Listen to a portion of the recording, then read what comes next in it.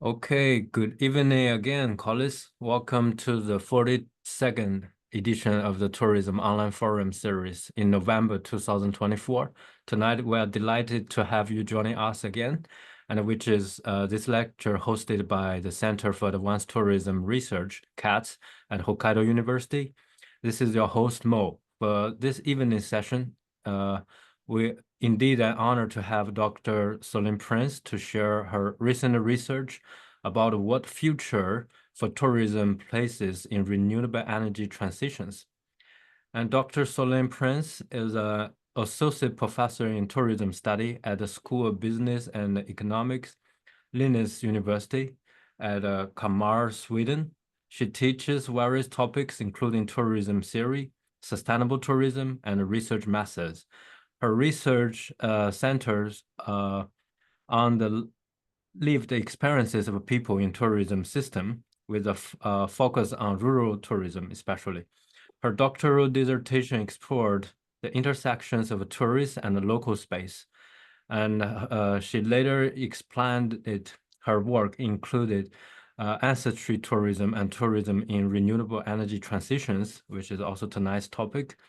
Dr. Solène's work published in journal like Tourism Geographies, Landscape Research, as well as a Journal of Sustainable Tourism, explores them such as Nordic landscape and tourist perceptions of wind turbines.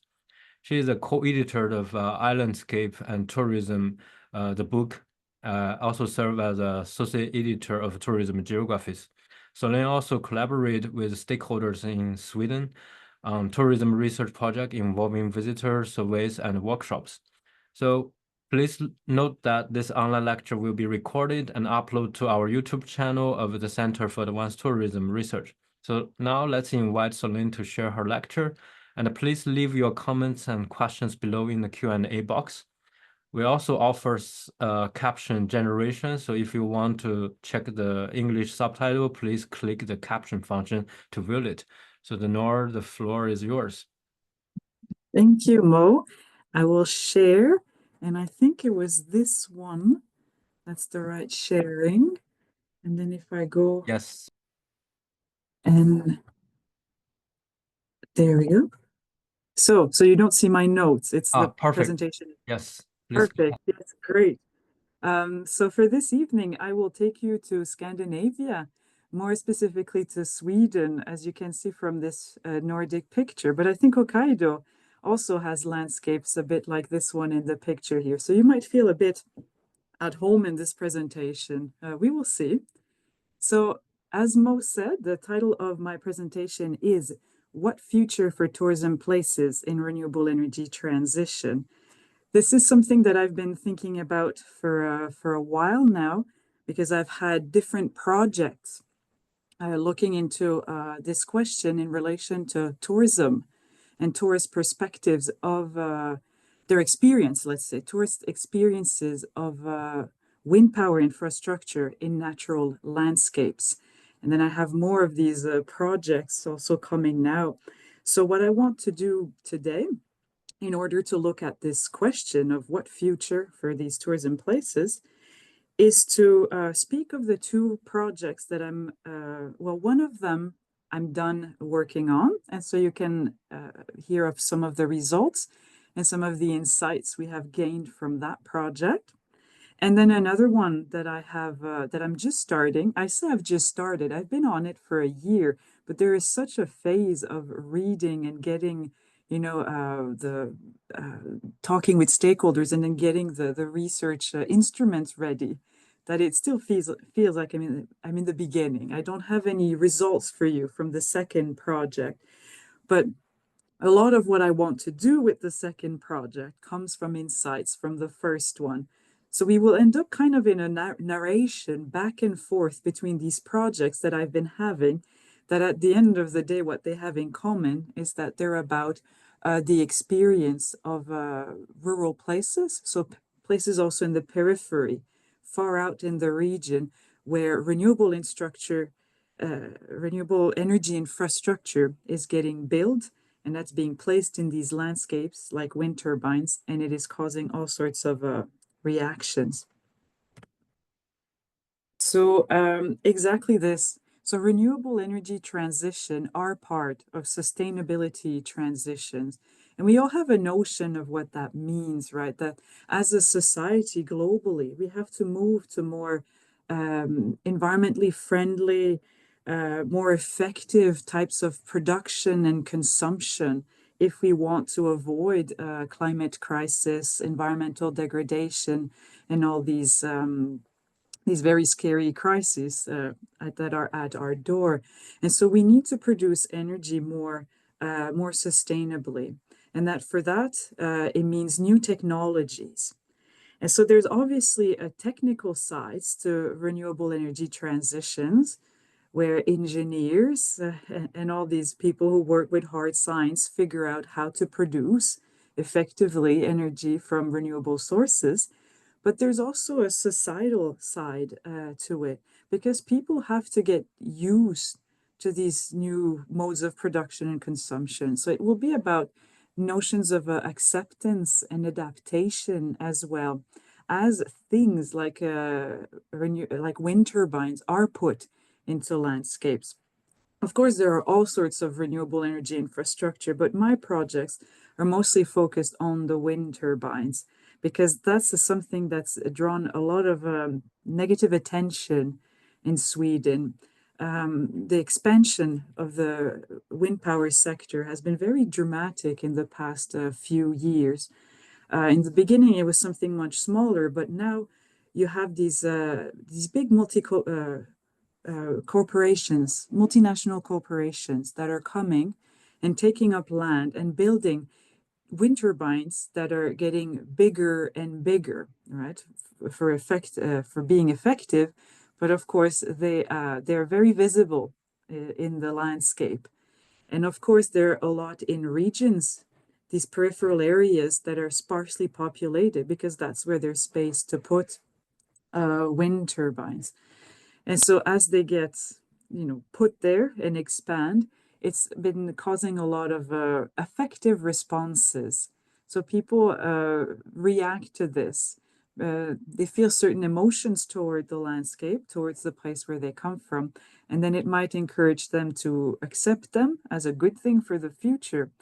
But it also creates a lot of perceived injustices of people who don't feel that it's fair or that it's done fairly the way that this infrastructure from the wind power sector is put around where they are doing their livelihood, their companies, their lives, and whatnot. And I know that you can't read Swedish, right? The pictures here are from Swedish news talking about the protest.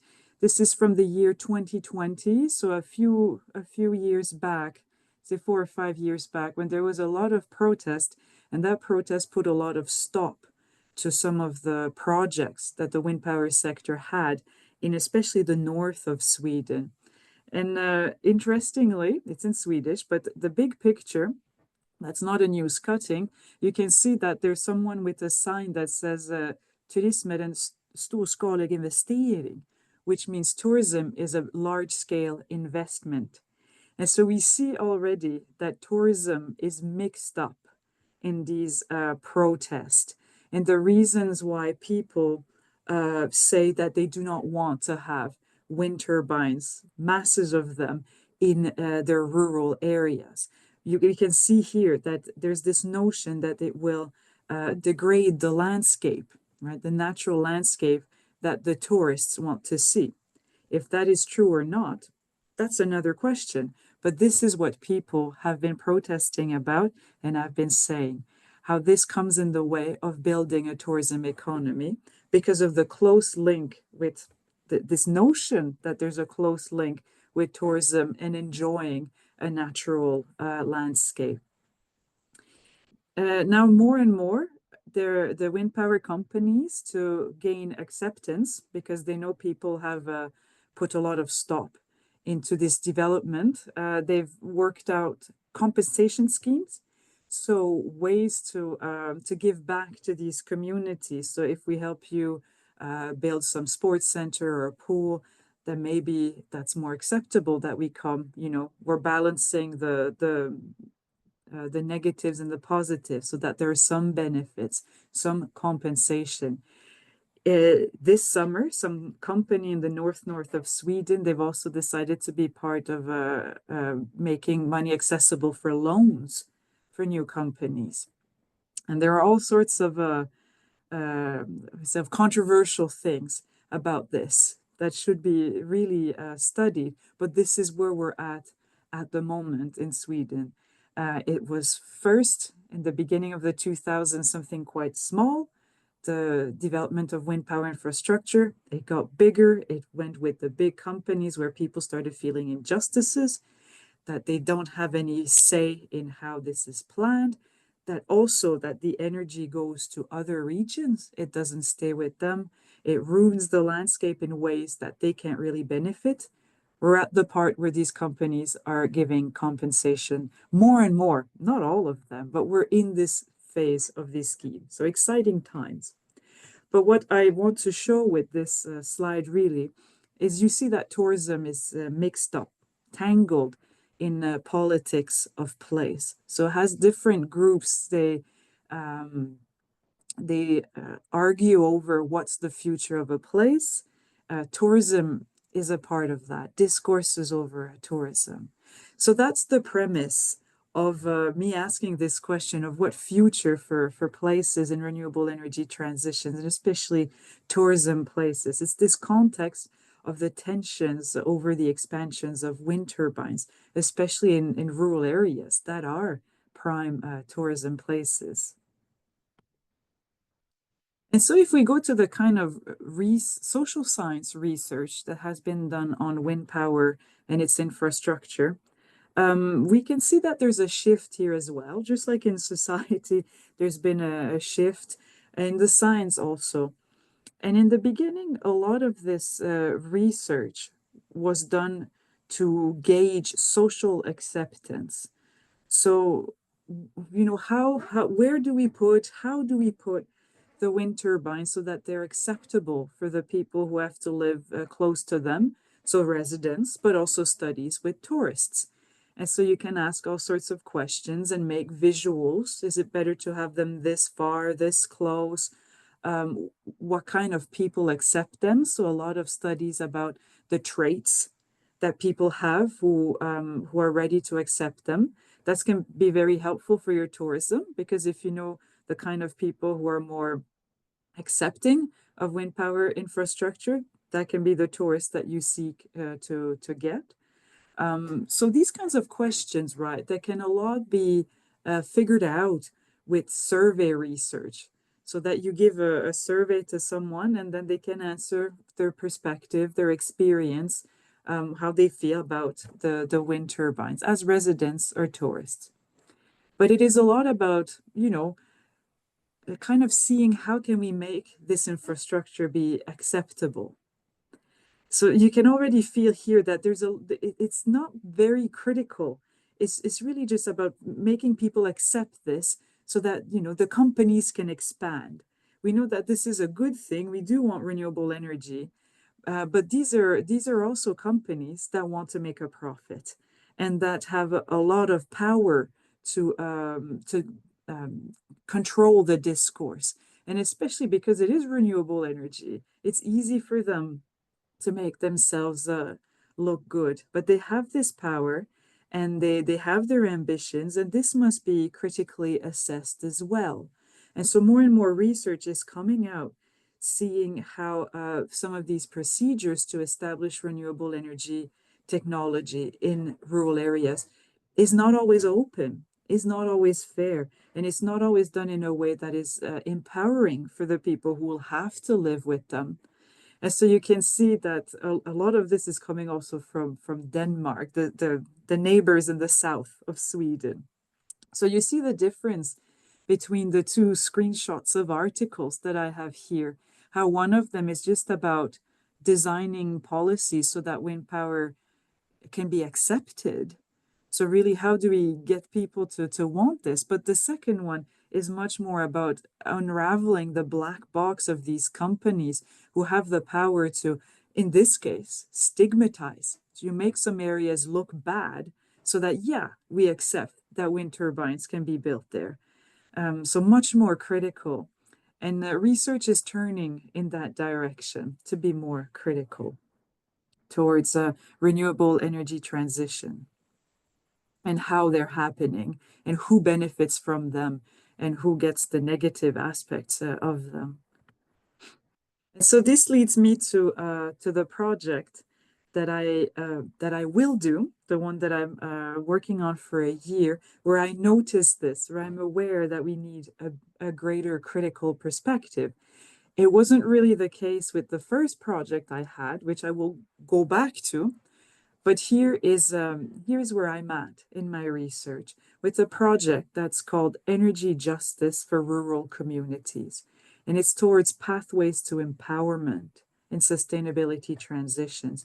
So we see that we don't have the word of just acceptance of what do we need to do from the industry side or the political side to have them accepted, but how do we involve rural communities in defining their own future as we have to scramble to have more sustainable consumption and production, and even when it comes to renewable energy.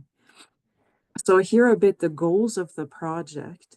And hopefully you can see the difference that it is, critical questions, more encompassing than just tourism, though I will come back to tourism.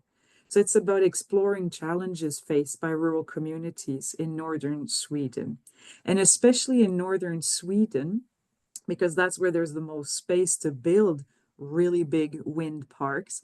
I think the picture above shows a bit this. You have a lot of forest, then you can build wind turbines in these parks, ever bigger ones, ever more of them. There's space for them.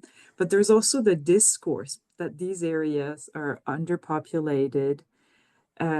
So there's space for that. There's also a historical aspect to it where the north of Sweden is where a lot of the resources that feed the rest of the country comes from.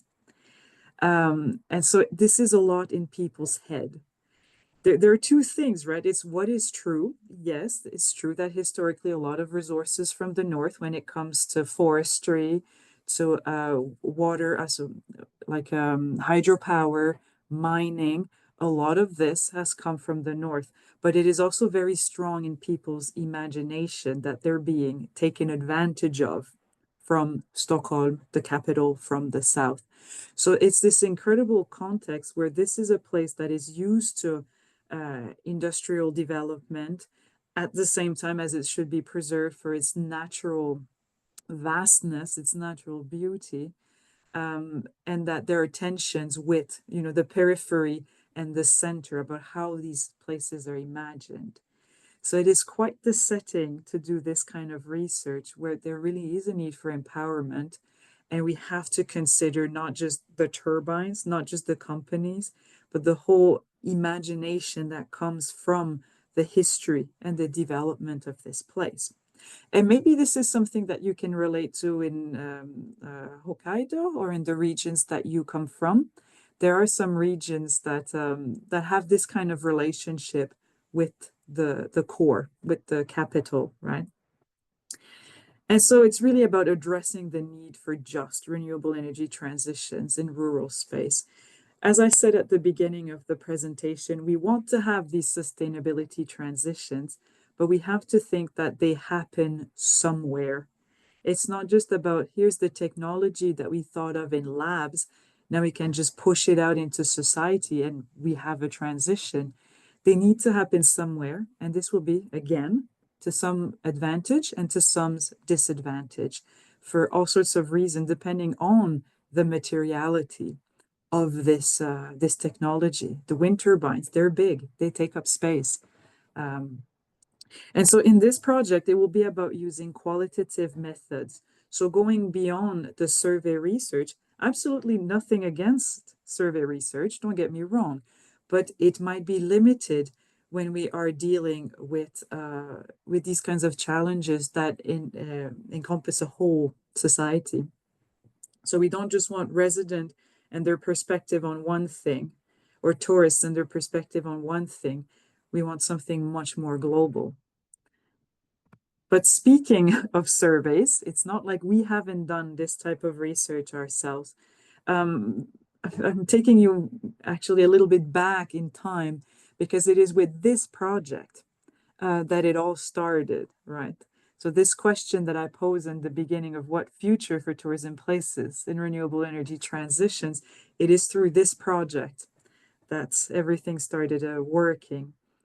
And so the beginning of this project does connect with the premise at the beginning where I said that there are lots of tensions in Sweden, especially in rural communities because of the expansion of the wind power industry and that the wind turbines are gaining more space. So that's in the news. People are not, a lot of people, not everyone, but a lot of people are not happy about this.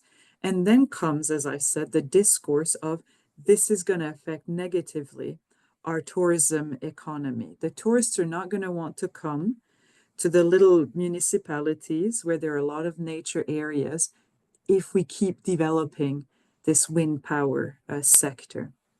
And so in that context, the the name in English, the trades and business, the officer for trades and business at a municipality next to where my research center where I worked at before, they came to us. They came to the research center on tourism, and they said, could you not do a research project on what tourists experience when they see, when there are wind turbines in a destination? Because we have that question, we have that, unresolved issue, and we'd like to know, like, could you not research that? And so it was just in the time where the Swedish Energy Agency and the Environmental Protection Agency in Sweden were giving money for this kind of research project. So there were grants available from the Vindval research program.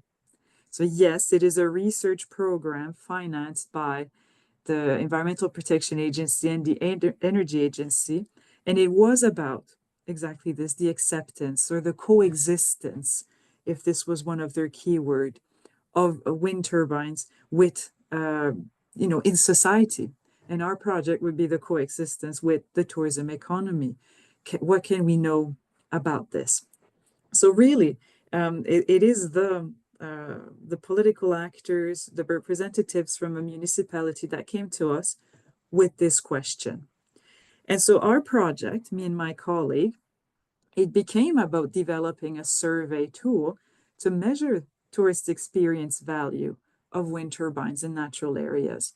So we did a big literature review on this, not finding that wind turbines deter tourists from coming to a destination. It's not like a deal breaker automatically. You have wind turbines, that's it, you will not have a tourism economy. There are many factors to take into consideration. So we found in the literature, it depends on what other technology, like other industrial features you have in your landscape. Some things are worse to look at than wind turbines. It depends on the overall quality of your destination. Some places are very popular and people are attached to them dearly.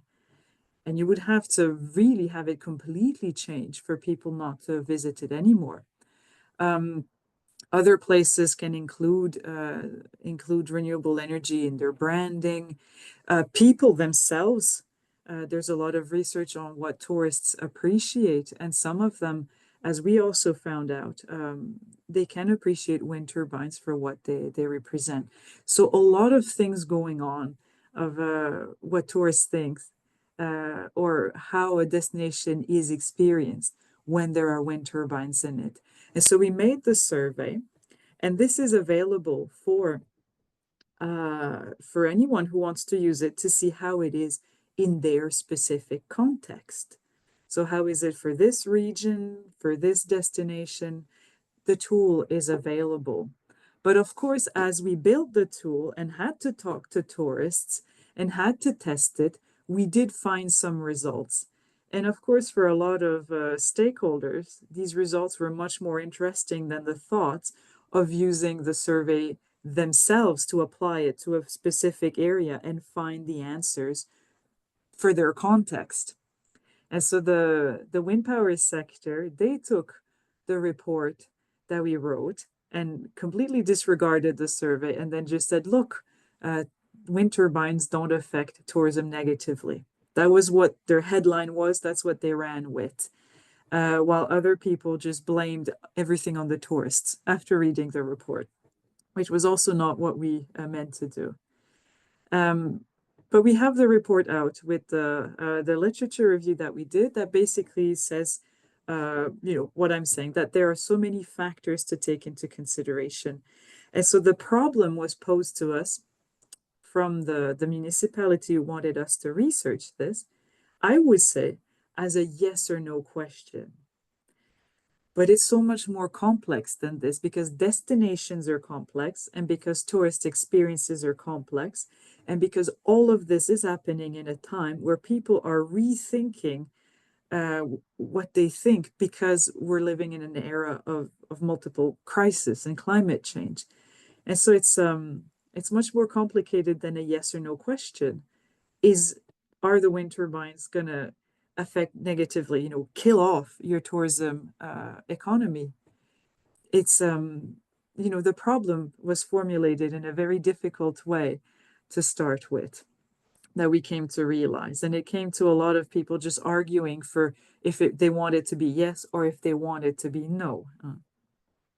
But regardless, I'll come back to those insights. I have a little bit of findings here from the tourists that we talked to in order to build the survey. So in order to ask the right questions on the survey to test afterwards, well, we have to know what are the themes that are important to tourists. And one part of the survey that my colleague and I really wanted to develop was not just a tourist experience, but the experience now that we are in sustainability transition. So what do people experience of a destination now when there are turbines is not just related to activities that they can do or spending time with their family, right? The typical things we associate with the experience of a destination. It's also about what is the symbolic meaning of wind turbines. And a lot of the literature seems to think, or a lot of stakeholders at destinations also seem to think that nature areas, like the ones you find in rural or peripheral areas, that they're prized for their naturalness, right? That people are close to the traditional, the non-urban, the easy way of life, the beautiful landscape, beautiful nature. But for a lot of people whom we talk to, when they had the wind turbines in front of them, that wasn't really what they said. They could enjoy a beautiful landscape, but at the same time, these are the types of things that they had to say about wind turbines. They showed an interest in the growth of renewable energy, saying things like, I think we need them, the wind turbines. We're talking about the green transition, and part of that simply are green alternatives to generate sustainable energy. So I think we will just have to accept them here and there if we want to continue the lifestyle that we have established for ourselves in the Western world, right? And some of them were even linking the positive side of wind turbines with the negative side of what climate change is doing. We have this quote here that says, you see how hot and dry this summer was? Even up here in Sweden, you see how dry everything is. We saw that there's a high risk for grass fires as well. So you can really see the climate crisis everywhere now. We just have to do something. We need more and more electricity, and it must come from somewhere. So this is what people say when they see wind turbines. There's an interest of wanting more of renewable energy. And then secondly, they will be accepting that they stand in these landscapes, these rural landscapes. It says here, they need to stand somewhere. They need to stand somewhere. They don't want them to disturb nature. Of course, there are talks like this of people who are afraid of what they do to ecosystems, but where else? You know, they need to stand somewhere. A lot of people want them offshore in the water, but there's an acceptance of this, you know, part of the future. And people are also getting used to the presence of wind turbines. A lot of people think that people from the Germany and the Netherlands, when they come to Sweden, they want to see like this pure nature and that they will not really appreciate the wind turbines. But for a lot of them, they're used to them. And it's like one of my students said, he's like, I'm Danish and I'm, how old would he be? In his 30s. And he's like, I've seen them all my life. I've never seen a landscape without them. I've never seen Denmark without them. And so you see here, if I read this quote, I'm from northern Germany, so they're just so normal to me. I see them every day, so I don't really notice them anymore. They're part of the picture, right? They've become a part of the landscape. And so to us, this was really interesting to find these discussions among tourists who were in Sweden and who were seeing wind turbines in nature landscapes in rural areas. And we wrote a paper out of this. The reference is there. It's tourist perceptions of wind turbines. But really what's interesting is this is a new conceptualization of rural space in sustainability transitions. So that we're not just into the idyllic, the pure nature, the untouched, the traditions. People are changing the way that they think in sustainability transition. And this is a lot of what I mean by it's not just about technology transitions. It's a lot about new ways of thinking in societies, new cultures, because of new things that are integrated in landscapes. And by no means do I want this to be taken as the green light to build wind turbines everywhere in Sweden. This is not what this is about. And we were very careful with that in the paper. We do recognize that the wind power companies have a lot of power, power over discourse, power over space, and that should be problematized. But we can't help it but see that there are transitions also in how people think about rural space because we're in time of crisis and in time where we need solutions. And so rural space takes on a new meaning, especially for the people who don't live there. The tourists don't necessarily, they might have a second home, they might come back to visit family, but they don't have the same connection to the landscape as people who are invested much more in their livelihoods and in their life projects in these places. So this becomes a clash of what are rural areas for and how they are perceived. So we see tensions here in these different perspectives. So it's not to say that this is the one perspective, it's all accepted, we're all interested in the growth. That's it. It's creating a tension that we have to deal with. Okay. And so this is where it's time, I thought, to go towards more critical research because it's not like our project, building the survey, going through the literature, and then telling people how complex it is for tourists to experience a destination in sustainability transition on top of things, all these factors. I don't think it changed people's mind, really. If they were going to be against, they found ways. When we presented the study to stakeholders, some of them said, but what about the noise? Okay, so there's the next thing, right? Maybe the tourists are okay seeing them, but the noise is the next thing we need to research. And of course, because the research is funded by the Energy Agency, that's also a contention. So as researcher, we are always going after research money, and we always try to be critical and to do our own. And our research has been peer reviewed, but of course, this can be taken by people to discredit and continue thinking what they want to think. So towards more critical research. I don't know about my colleague, but I kind of felt an unease with the project on wind power and the tourist experience. And the trouble is, as I'm saying, it was with the problem formulation. The problem was brought to us and was always framed as part of that research program on coexistence and acceptance as a yes or no question. can tourism coexist with the wind power sector? So you're already stuck, right? And so what about these bigger questions, these more qualitative questions of asking about justice? And so in the next project that I will work with, I want to look into spatial justice. Spatial as in space. Human geography is about space, place, right? So to replace social acceptance of just how do we convince people to accept this, thinking the wind power companies have a lot of power over that, and to think more about procedural justice. So what are the procedures that lead to certain outcomes? Not just the outcomes themselves or how, consequences, benefits and negative consequences are distributed, but the whole process of how it comes to be that there are wind turbines in some place. Who are the actors? How much power do they have? What are their contentions, right? Not just the outcomes.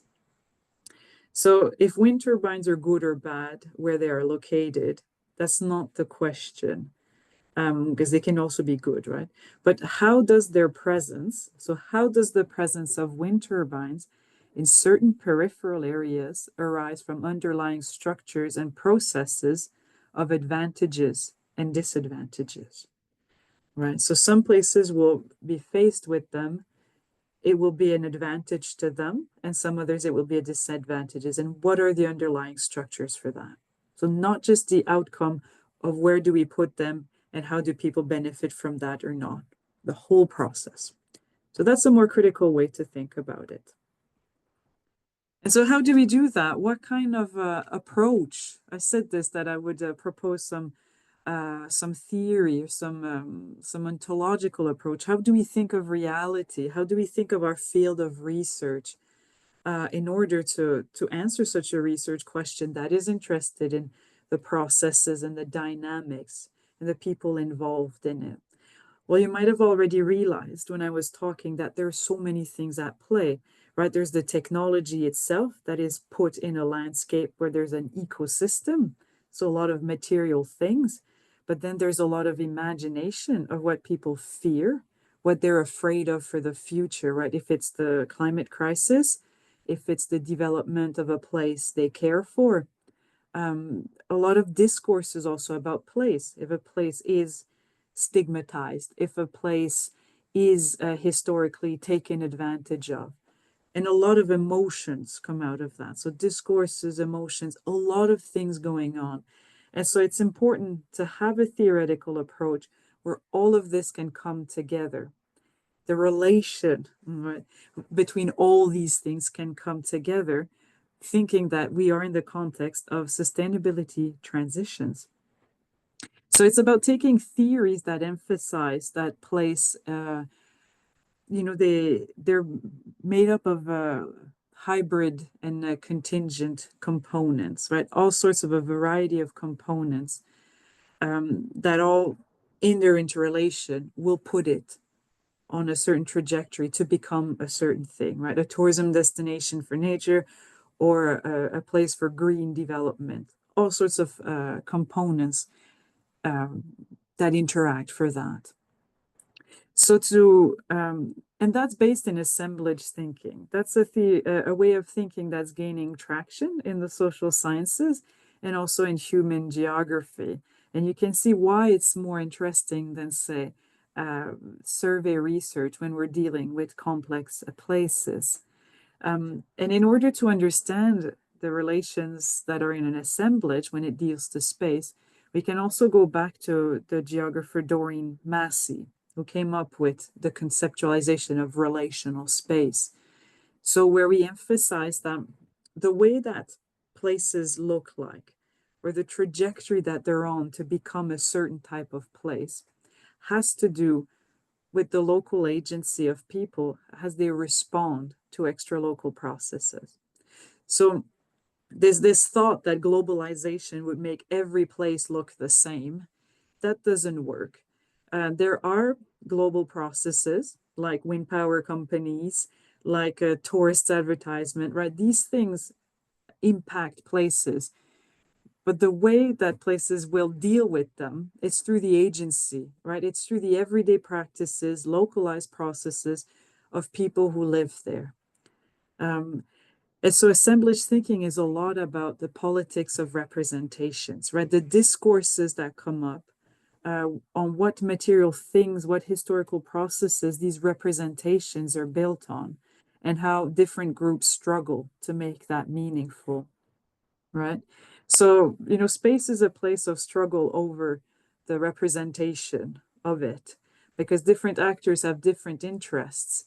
So we have to keep that in mind. And it's also about emotions. People feel emotions towards a given place, right? If they've grown up there all their lives, or if they've built a place there, they know people, or they care about the environment, they will feel emotions. And that's also tangled up in the politics of spatial representation. When people advocate for a place or protest about a place, right? They show their agency in the face of global processes. There are a lot of emotions involved in that. And social imaginaries as well. People share ideas, symbols, and fears over the future, and that will define their political position, right? If you really fear about the climate crisis, it will make you a different kind of political person than if you want to see more business development and more industrial development. But these are born in certain ideas that we have about the world and society. Okay, so we have all of this. We have the materials, the things, the technologies that are in our spaces. We feel certain things towards them, but we also have an imagination of where we see the future going. And people work within that in very tense spaces. So in order to apply assemblage thinking to rural space and sustainability transition, this is the question that we can ask here. And this is a question that has guided a bit of the research that I did on the first project. And this is what I want to present right now, these two different assemblages. So ways that space can be assembled in sustainability transition when tourism is a part of it. So everything that I've said now might make more sense. So if we ask this question, so how does the materiality of renewable energy transition disrupt social imaginaries of rural space and enable to shape spatial trajectories? So the materiality of renewable energy transitions, those are wind turbines. How do they disrupt how people think of rural space? Maybe at some idyllic, untouched nature, or maybe as a place where industrial development must happen, maybe as places that are stigmatized, right? How do they disrupt this and then put place on becoming something new, a new path for them? And if we think of the tourism worlds that are assembling in these politics of placemaking in renewable energy transition, I don't know if I haven't come up with this, the tourism world. There are scholars writing about tourism world making, and this is a bit what I want to show with my next slides. So the kind of tourism worlds that assemble in renewable energy transition. I've described them a bit already to try and give you some context with this theory. But I hope this can be useful for the way you think also about the places where you work, that there are different worlds in people's mind that can assemble depending on a very same thing. So we go a little bit back and look at here at a map of Sweden, because I'm going to take you to the municipality where we started our research, right? The people who came to us and wanted us to do a research project on tourism coexisting with the wind power sector. So on this map, I hope you can see it. It's in the middle, like the geographical middle of Sweden. There's a place called Ånge. It's under the place called Östersund. So our research center, I work in Kalmar now, that's really in the south. But before I was in Östersund, and our research center got a call from the people at the municipality under it Ånge, and they were asking for this project. And one thing you have to know about this Ånge is that they're a bit unfortunate in their location, because close to the Norwegian border, that's the mountains. And you've got some really consolidated, popular winter destinations there for people to go skiing. If you go to the coast, the place called Härnösand, there you have a UNESCO heritage, and there's a national park. And that's also a very consolidated, popular destination on the coast. So mountain coast, and then Ånge in the middle with forest. Maybe not as exciting, maybe not as easy to develop like a memorable, a differentiated tourism project or destination. And it's also a place that is very known for, for resource extraction, forestry, things like that. That's their history. But they're trying to get some tourists, and they have small tourism businesses, like the small nature-based businesses. No big resorts, no, the one thing they have going is that they are the geographical middle of Sweden. So there's a hill, and then you can go feel like you're in the middle of Sweden. But it's not that much more exciting as a destination. But it does see itself, right? It does see itself as a place where people can come and enjoy nature. And that's what we were met with as we started meeting different stakeholders, especially the ones at the municipal level, working for the local government. And then, looking at the tourism promotion, that they see Ånge can be a place to enjoy nature, and that it seemed like this is what they wanted to be, a destination for nature. And you can see the pictures on the side. You see some wind turbines sticking out of forests at the back of nature reserves. They have a lot of nature reserves, some of them more well kept, and others not so well kept. So, and then the picture in the middle, that's the Sweden's geographical middle. So you can go and have a coffee break on top of that hill. And then the website where they say what you can do in this Ånge, in this municipality. But when we were there, well, the big concern with the wind turbines would be that if they were expanding too much, they would clash with the notion of peacefulness and untouched nature that the municipality and its tourism stakeholders were trying to get at. And so it really was these discourses of, well, the people from Stockholm, from the big city, they don't want to come in some place where there's all sorts of industrial technology, and we're going to lose that. We're going to lose that to other destinations that have not expanded their wind power industry so much. And there was a real concern for that. And the wind turbines are not acknowledged in the promotion of Ånge. Other destinations do. I have pictures of that. They include wind turbines as a symbol of their sustainability or something that's part of their evolving landscape. But this place didn't. And so it makes you, come back to these theories about the commodification of nature. So in the time of environmental degradation, climate crisis, right?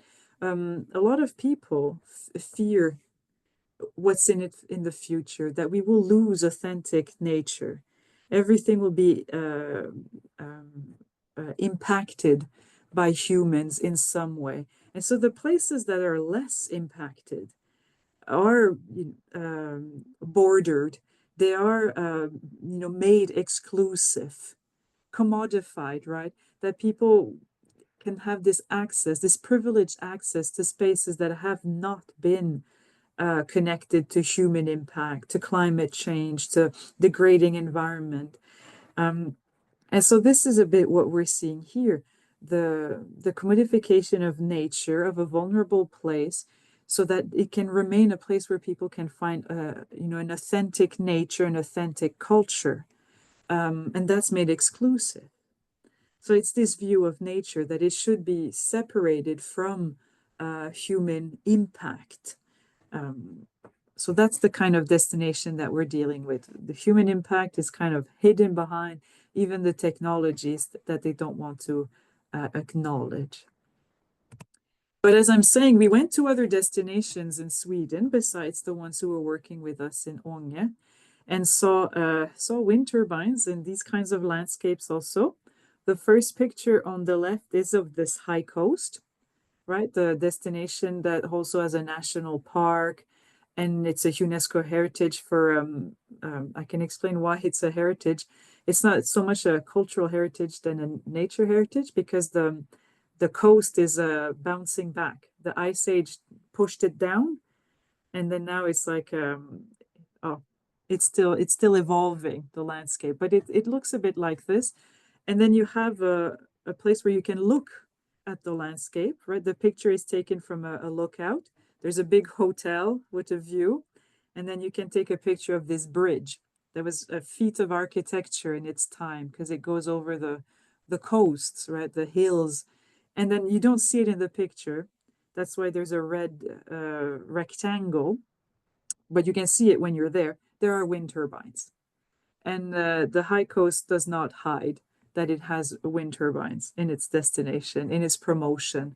It's not to say that there's no protest there by local residents, but this is a tourism world, right? How is this tourism world assembling? Well, they are assembling it as a nature destination that has wind turbines, that has a beautiful bridge. These things can be assembled together with that destination. And the one on the right is from an island in the south of Sweden, Öland, it's called. And this is close to where I'm based now. So you have the cows, and they have the old windmills from the olden days, right? The ones that grind the flour, and they use wind.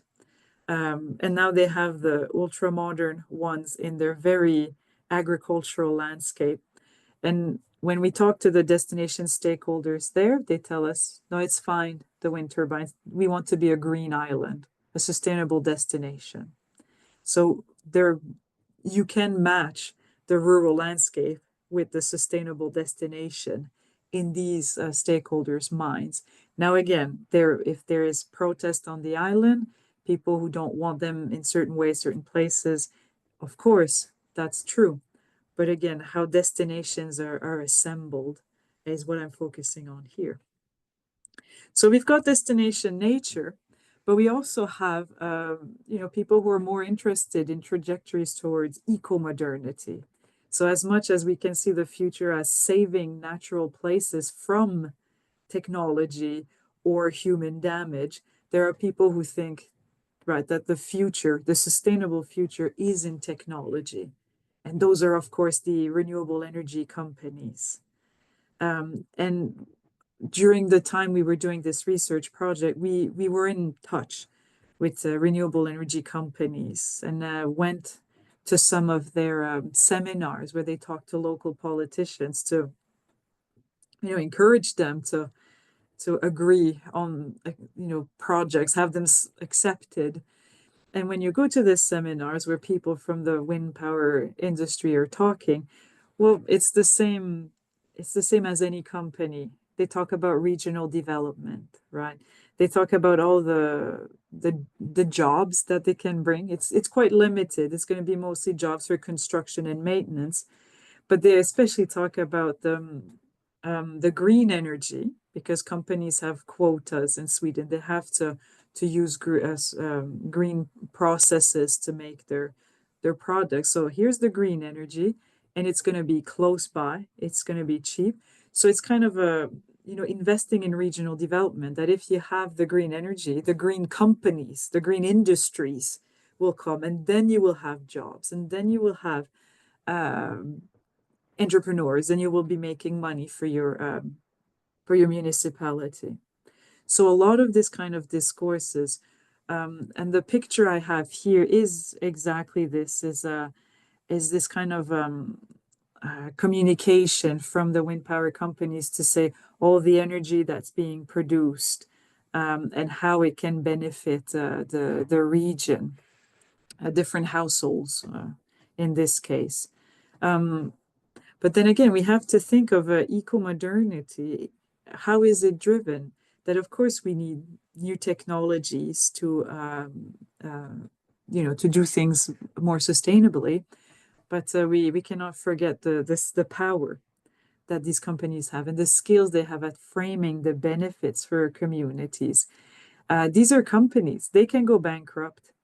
And whatever they've promised to a local community that they would help build, that they would help support the jobs, they can go bankrupt or go look somewhere else if it's not a good investment.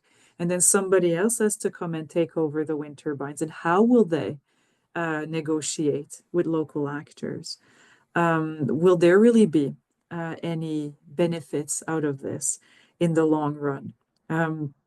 So there's this aspect also, and that the what I'm talking about here are not community projects.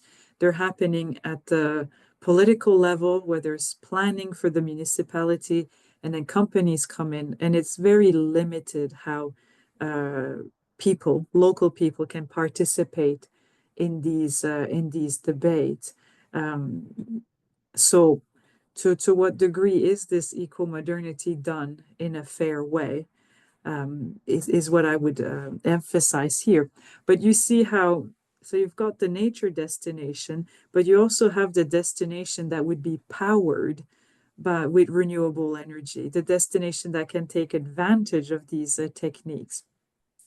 A lot of discussions, this is nothing that really happens in Sweden, but there were a lot of discussions on making wind power infrastructure an attraction in itself and putting, like, for instance, like this picture here, information of, how good it is for communities, how good it is for the environment. But also that when you build these big parks, it brings, infrastructures to communities, and they can use that for their tourism development, like roads and Wi-Fi to natural areas, and so that there could actually be possibilities. Now, this is the imagination again. This is how the imagination runs when you talk about tourism in this eco-modern tourism world, right? There are attractions showcasing wind power technologies in other places in the world. This is a picture I found on internet, and it's from China, I think. So this is not something that we have in Sweden yet. But if we look into the literature, it is there are researchers studying the experience of going to see renewable energy infrastructure. So why do people go there? What's their interest? They see that they enjoy being with family. They see that they enjoy learning about new technologies, about sustainability. So already these typologies of tourists are in the making. And so this is something that is happening. So is this the future, right? Are these the new attractions of rural areas? This is a question to ask. And how do they fit into the discourse of normalizing technologies in these places? So we still have to be critical of this. And so, yes, and so a lot of the research also is coming from China on who are the people and what do they expect when they go and see renewable energy infrastructure. And so it makes it sound like it's very accepted in China, right? That, okay, we can make this into an attraction and then we save tourism in some way. It gives that impression. But I was in China thanks to an invitation from Mo for a few weeks back, and I talked to some Chinese professor, and they said that, well, they're landscape scholars, and their view is that the ministries don't talk with each other. The ministry for tourism, and it wants to plan for a landscape that showcases, Chinese traditions or Chinese nature, does not talk with the energy ministry, who is more interested in seeing tourism in developing in this way because they do want more wind turbines. So I think that this does show that there is room to take a broader assemblage perspective on how places in tourist places in renewable energy transition are evolving and going beyond just the tourists kind of enjoying a landscape or the view of wind turbines, because there are all sorts of discourses, all sorts of tensions between political actors, uh, companies, corporate actors, but also residents, and a lot of desires, a lot of emotions tangled up in this. So this is my last slide. So I think I would have done an hour, an hour. And so I'll just share with you the way forward and how I think about my research. And if it inspires you in any way, that's great. And you can also comment on this or criticize this, that's fine. So this assemblage thinking that I've described, I think it can be used to go beyond solutions found in the measurements of attitudes and sustainable innovations, because it's limited in how we understand places critically. Not to say that it's not a good first step or something to do for all of you doing this kind of research, but if we're going to go to the step of thinking critically in sustainability transitions, I think this is important. In a way, these, attitudes and innovations, they're merely just a component of wider spatial processes that keep evolving over time, right? People will change their attitude and that will have repercussions everywhere. Innovations will change, that will have repercussions everywhere. As discontent and disruption animates rural space in renewable energy transitions, I would say it's difficult to propose a right trajectory to a local sustainable future. Is the right trajectory making wind turbines attractions? Is it staying very natural and saying no to renewable energy technology, though we do really need it on a global scale? It becomes very difficult to propose the right way, the yes or no, answer the yes or no question. So I would say that there must be a commitment to understanding how rural place assembles in complex layers through the action and imaginations of those involved in its future. How can these futures be assembled? Thank you. Okay, thank you very much, Solène Sensei, for your wonderful lecture. Yeah. I can stop sharing now, I guess. Yes. And this is just the work I've done on this. Okay, wonderful. It's a very fresh publication set, so I think. And I think most of the world destination are not really start thinking about this, but unlike your case study, I think in Japan it's tons of solar panels. In Hokkaido, we have a little bit of wind turbine, and some community are really welcome the solar panel, but some community think it will destroy their nature landscape. So some community really against it. So I see both cases happen in Japan. Okay, let's wait for people's questions. You can either ask the question about Solène's research. Also, you can also ask some question that can connect to your research as well. Okay, Etu from our PhD student from Finland has a question. Thank you for the wonderfully analytical presentation. This opens my eyes to think deeper about renewable energy development and its connections to tourism. I will definitely check out your paper and cite it in my PhD. I was wondering if similar dynamics to the one you described apply to also other renewable energy transition beside wind power in Sweden. I'm from Finland myself, and based on my own experiences and the public discourse I have observed, wind turbines are often a particularly difficult thing to accept for some actors in rural areas due to the turbine's perceived height that is considered to dominate the space. However, for example, hydropower often might get slightly more lenient treatment from local stakeholders. Yeah, I agree with that. What do you think about that? Yeah. Thank you for your comment and your question. It's very, I'm glad if it's gave a new perspective on the whole thing about renewable energy transition. As I've said, it's something I've been thinking about a lot.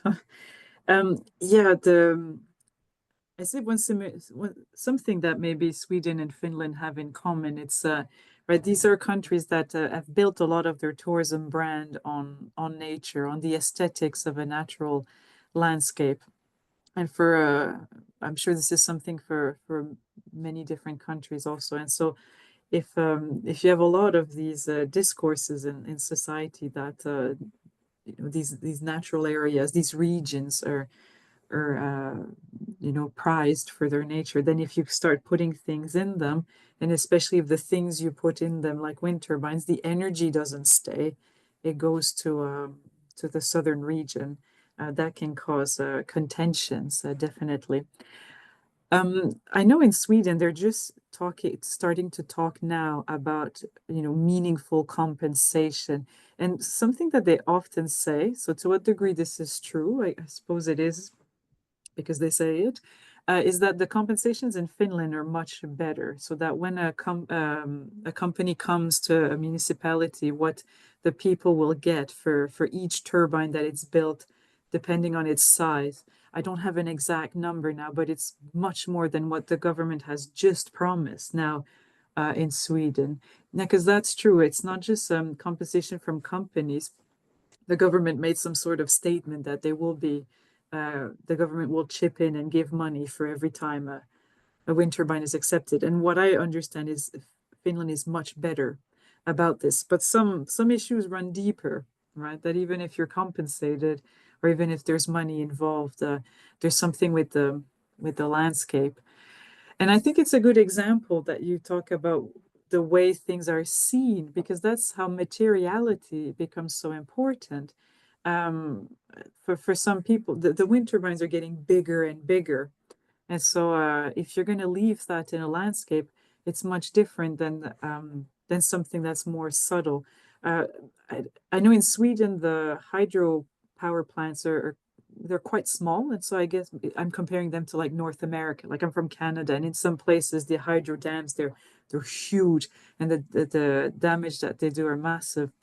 But I think we're getting used to hydro plants, to the dams. There was if we go back in time, there was probably what's the word, protest against them, but we're getting used to them. And now these are new things that take up so much space in the landscape. And I think that, yeah, that the material aspect of it, of the size and where it's placed, is still relevant. Yeah. Mm. Okay, thank you, Etu, for your question.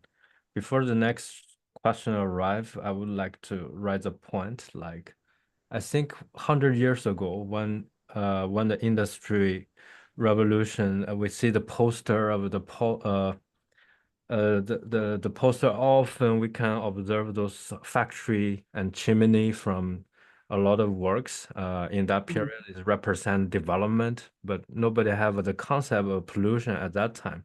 So I think basically the same. We just put wind turbine as a symbol of clean green energy, but instead of chimney as a development. That's really fascinating transition. I think this lecture is not only about the transitional landscape, it's more about the transition of the perception of the different stakeholders. Yeah, Mm. I noticed in your lecture you mentioned about there are some issues cannot be only measured by survey. That's why you are more in the qualitative side. I think most of our students are focused on qualitative work. So do you Good. have Good. any implication, suggestion, recommendation for this type of way of thinking? Yes, Mm. I did this lecture to our master's students yesterday. So Mm. I have a bit, I've thought of this a little bit already. I think there's something very good with qualitative research in the way that what I will say is that I Mm. think that in tourism, we often look at, say, I've presented two destinations, and Mm. we would maybe just look at one aspect of a destination, only look at tourism in a place. But maybe important is to look at what tourism is in tension with. It Mm. doesn't have to be renewable energy companies or that kind of imagination. It can be against other things that we see tourism as being in a space, but not by itself, that it is fighting or struggling with other representations of space. There are actors who want something else, or maybe a and how is tourism tied in these different in these different futures that a place wants.